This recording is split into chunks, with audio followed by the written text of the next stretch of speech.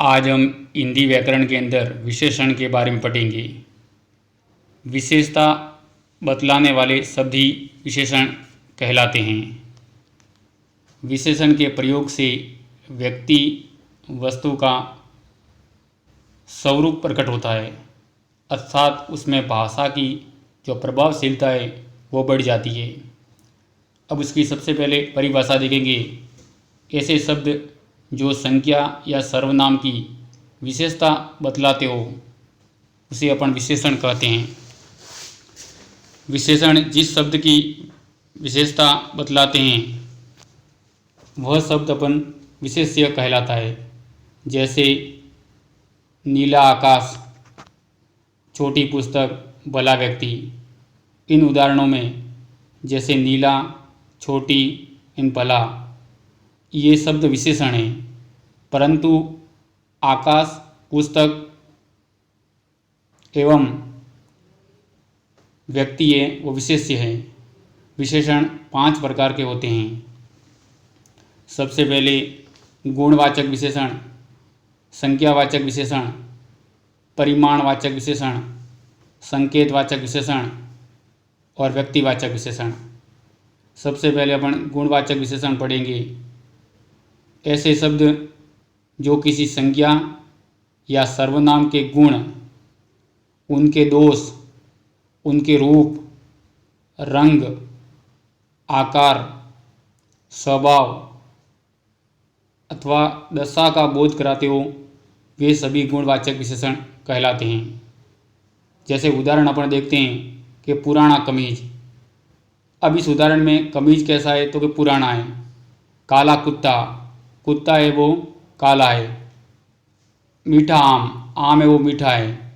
इसमें सभी बताया गया गुण बताया गया है, इसलिए ये सभी गुणवाचक विशेषण के उदाहरण हैं। नंबर 2, संज्ञावाचक विशेषण।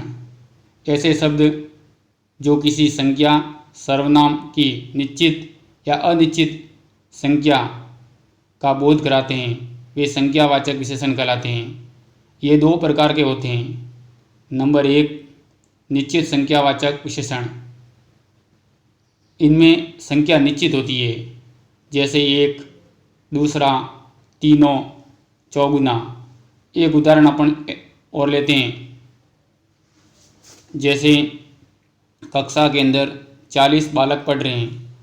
अब इसमें 40 बालक पढ़ रहे हैं मतलब संख्या निश्चित है, अर्थात ये निश्चित संख्यावाचक विशेषण का उदाहरण है। अनिश्चित संख्यावाचक जिनमें संख्या निश्चित नहीं होती है, जैसे कई, कुछ, बहुत, सब। जैसे वहाँ कुछ बालक खेल रहे हैं, अर्थात इसमें संख्या निश्चित नहीं है, इसलिए अनिश्चयवाचक संख्या का उदाहरण है।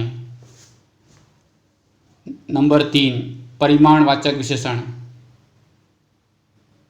ऐसे शब्द जो किसी वस्तु, पदार्थ, जगह की मात्रा, नाप, तोल का बोध कराते हो वे परिमाणवाचक विशेषण कहलाते हैं। इनके भी 2 भेद होते हैं, निश्चित परिमाणवाचक विशेषण और अनिश्चित परिमाणवाचक विशेषण।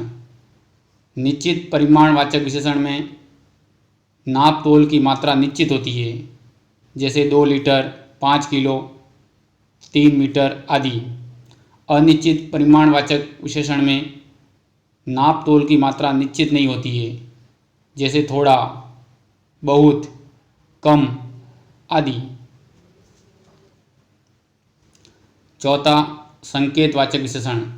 ऐसे शब्द जो सर्वनाम है किंतु वाक्य में विशेषण के रूप में प्रयुक्त हो रहे हैं, अर्थात संज्ञा की विशेषता प्रकट है, वे संकेतवाचक विशेषण कहलाते हैं।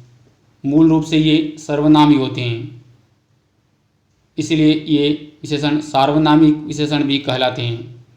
जैसे उदाहरण में इस गेंद को मत फेंको, मतलब संकेत किया हुआ है। उस पुस्तक को पढ़ो, कोई सज्जन आए हैं। इन उदाहरणों में इस, उस और कोई मतलब सार्वनामिक या संकेतवाचक विशेषण का उदाहरण है। नंबर 5, व्यक्तिवाचक विशेषण। ऐसे शब्द जो मूल रूप से व्यक्तिवाचक संज्ञा हैं किंतु वाक्य में विशेषण का कार्य करते हैं, इसलिए उन्हें व्यक्तिवाचक विशेषण कहते हैं। वे स्वयं संज्ञा शब्द हैं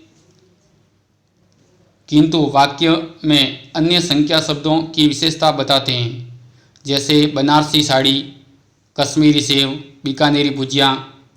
इस उदाहरण में बनारसी, कश्मीरी और बीकानेरी ये शब्द संज्ञा है जो विशेषण के रूप में प्रयुक्त हुए हैं, इसलिए ये व्यक्तिवाचक विशेषण का उदाहरण है। धन्यवाद।